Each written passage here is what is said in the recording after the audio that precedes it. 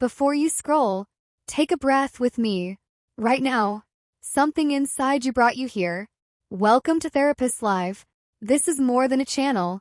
It's a space for clarity, healing, and real emotional growth. Here, we talk about mental health, self-awareness, relationships, and the patterns that shape your life. If you're ready to understand yourself on a deeper level, subscribe now and turn on notifications, because this journey starts today. Take a deep breath, and let's begin. Welcome to the grand finale of our 5-part documentary series exploring the incredible science of the human mind, based on the monumental textbook Brain and Behavior. In this final episode, we explore the absolute pinnacle of human complexity, memory, madness, and consciousness itself. Discover the tragic and revolutionary story of patient HM, the man who was permanently frozen in time. Learn how your brain physically changes shape to store a memory, why sleep is actually a washing machine for toxic chemicals, and why your most cherished childhood memories might actually be false. We also venture into the dark side of the mind, examining the biological roots of Alzheimer's and schizophrenia. Finally, we tackle the ultimate mystery of human existence, how a 3-pound lump of tissue generates the illusion of the self, and what split-brain patients teach us about the fragile nature of consciousness. If this series changed the way you view your own mind, please like, comment, and share it with a friend. Imagine waking up every single day, looking around your room, and having absolutely no idea what happened yesterday. Imagine meeting your closest friends, people you have spent years with, and believing you are shaking their hands for the very first time. For a man known to history only as Patient HM, this terrifying scenario was his permanent reality. When Henry Molaison was just 7 years old, he was knocked down by a bicycle and suffered a head injury that led to debilitating, uncontrollable seizures. By the time he was 27, the seizures were so violent that he could no longer work or live a normal life. Desperate for a cure, he underwent an experimental surgery in 1953 to remove portions of his temporal lobes, including a seahorse-shaped structure called the hippocampus. The surgery successfully stopped the massive seizures, but it came with a tragic, unforeseen cost. Henry woke up completely unable to form new memories. He was frozen in time. If you had a deeply emotional, hours-long conversation with him, left the room for just a few minutes and walked back in, he would greet you as a total stranger. To Henry, every moment felt like he was just waking up from a dream. For 55 years, he became the most studied human being in the history of neuroscience, allowing us to unlock the deepest mysteries of how the mind records the story of our lives. Welcome to the 5th and final chapter of our journey through the human brain. Based on the monumental insights from the book Brain and Behavior, we have explored the microscopic sparks of neurons, the grand architecture of the nervous system, how our senses hallucinate reality, and the primal drives that fuel our survival. But today, we reach the absolute pinnacle of human complexity. We are going to explore how your brain stores the past, how it hallucinates the concept of you, what happens when this delicate machinery breaks down into madness or decay, and the ultimate, unsolved mystery of human consciousness. Before Patient HM, scientists didn't really know where memories lived. Henry taught us that the hippocampus is the brain's ultimate save button. Without it, you suffer from anterograde amnesia, an absolute inability to push new information into long-term storage. But here is where the story gets incredibly strange, and where we must ask a rhetorical question. If you can't remember learning something, can your body still learn it? Researchers asked Henry to trace the shape of a star on a piece of paper, but he could only see his hand and the paper through a mirror. It is an incredibly frustrating, counterintuitive task. Day after day, he practiced this, and day after day, Henry swore he had never seen the puzzle before in his life. Yet, miraculously, his hands got better at it. His drawing became smoother and faster, completely independent of his conscious awareness. This proved that human memory is not just one filing cabinet. It is split into entirely different systems. You have declarative memory, which handles facts, events, and the story of your life. And you have non-declarative or procedural memory, which handles skills, habits, and movements. Your hippocampus might record that you rode a bike, but a completely different part of your brain remembers how to ride it. But what exactly is a memory on a physical level? How does a fleeting thought become a permanent part of your biology? Back in the 1940s, a scientist named Donald Hebb proposed a brilliant rule. Neurons that fire together, wire together. When one brain cell repeatedly stimulates another, the physical connection between them becomes stronger. Modern science calls this long-term potentiation, or LTP. When you learn something new, your brain actually changes its physical shape. The receiving neurons sprout tiny new branches, called dendritic spines, reaching out to catch more chemical signals. You are quite literally carving new biological pathways into the forest of your mind. But I need to warn you about something unsettling. We like to think of our memories as high-definition video recordings, locked away safely in a vault. But the truth is, your memory is stunningly fragile, and it is largely a work of fiction. Whenever you recall a past event, your brain doesn't just replay it. It pulls the memory out of deep storage, and when it does, that memory becomes vulnerable.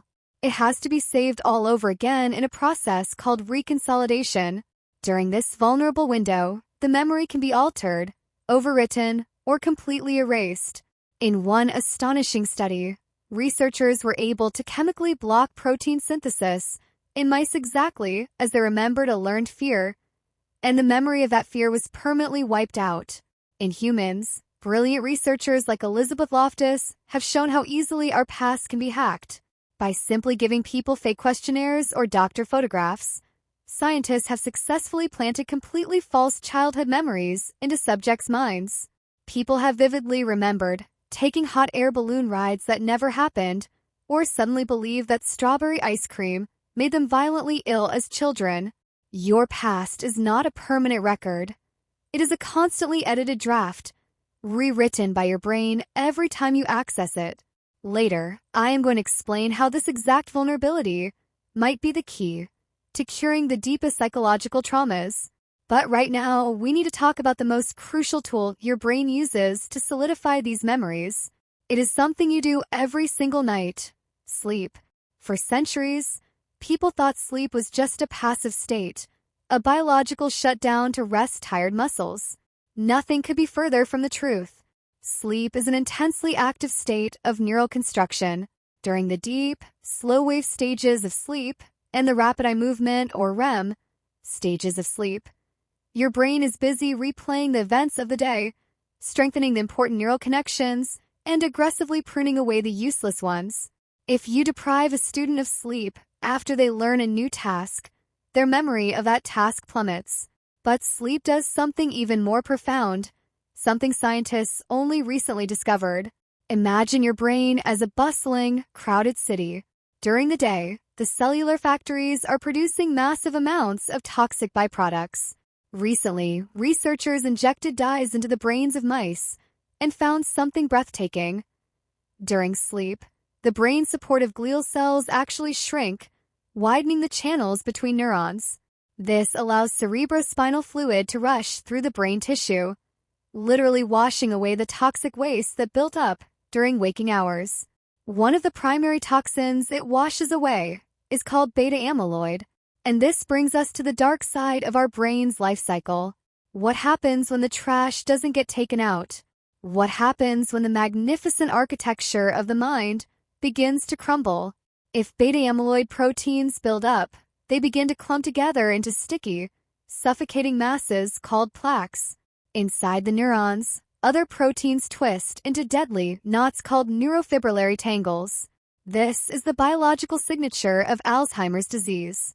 It is a terrifying, relentless invader. It usually starts in the temporal lobes and the hippocampus, which is why the first symptom is usually the inability to form new memories.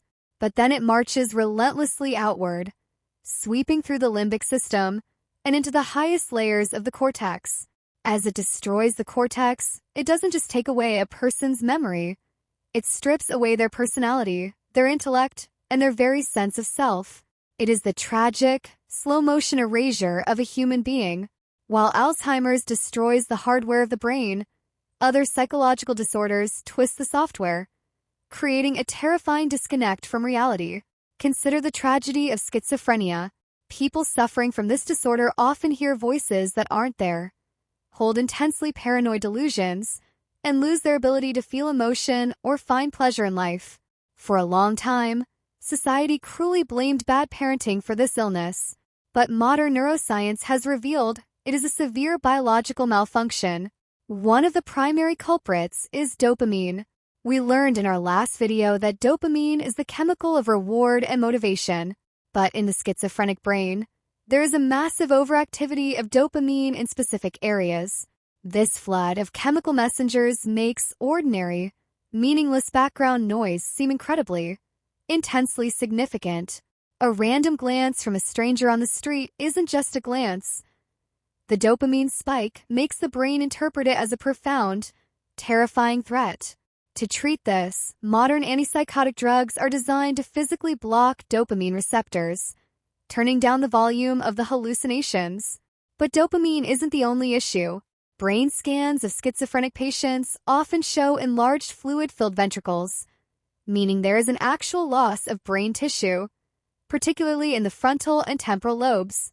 The very areas responsible for logic, planning, and organizing reality are compromised. Whether we're looking at the memory loss of HM, the tragedy of Alzheimer's, or the auditory hallucinations of schizophrenia, all of these conditions circle around one ultimate, profound question. Who is the you inside your head? How does a 3-pound lump of wet, electrical fat generate the feeling of being alive, of experiencing the color red, or of feeling the sting of a sad memory? This is the problem of consciousness. For decades, scientists refused to even study it, treating it as a philosophical taboo. But we are finally beginning to peel back the curtain. One of the most mind-bending clues comes from people who have had their brains literally split in half. To treat severe epilepsy, surgeons sometimes cut the corpus callosum, the massive bridge of cables connecting the left and right hemispheres of the brain. When this happens, the two halves of the brain can no longer talk to each other. The results are shocking. The left hemisphere controls the right hand and spoken language, while the right hemisphere controls the left hand and spatial awareness. In a split-brain patient, you essentially have two separate awarenesses operating in the same skull. In one famous case, a patient's hands would literally fight each other. His right hand might try to pull his pants up, while his left hand aggressively tried to pull them down. Once, the patient's emotional right hemisphere commanded his left hand to strike his wife, while his logical left hemisphere watched in horror and used his right hand to restrain his own left arm. Which half is the real person? The truth that neuroscience is uncovering is that there is no central you. There is no tiny person sitting in a control room behind her eyes pulling the levers. Consciousness is not a place. It is a symphony. Researchers now believe that consciousness is born from the synchronized firing of millions of neurons across different areas of the brain. When you look at an object, the visual cortex processes its shape, the temporal lobe processes its color, and the parietal lobe processes its location in space. For a fleeting moment, all of these scattered neurons fire together in perfect rhythm, often at a frequency of 40 Hz, known as gamma waves. This synchronized electrical dance binds the scattered information into one unified conscious experience. The self, the you that you feel every day, is an illusion constructed by your brain. It is built from your fragile, ever-changing memories, your body's physical sensations, and the activity of mirror neurons that help you separate your own intentions from the actions of others. When you go to sleep tonight, that synchronized symphony will quiet down, and your consciousness will vanish into the dark. And when you wake up tomorrow, the symphony will strike up again, instantly rebuilding the illusion of you before you even open your eyes. This brings us to the end of our journey. We have traversed 1,600 pages of the monumental text, Brain and Behavior. We started in the absolute dark, looking at the microscopic chemical whispers between single cells. We watched those cells build a grand, unfolded architecture. We learned how the architecture actively hallucinates the vibrant colors and sounds of our world. We explored the deep, ancient drives that compel us to eat, to mate, and to fall into the grips of addiction. And finally, we witnessed how this magnificent machine stores the past, imagines the future, and generates the miraculous light of consciousness itself. You are an entire universe wrapped inside a skull.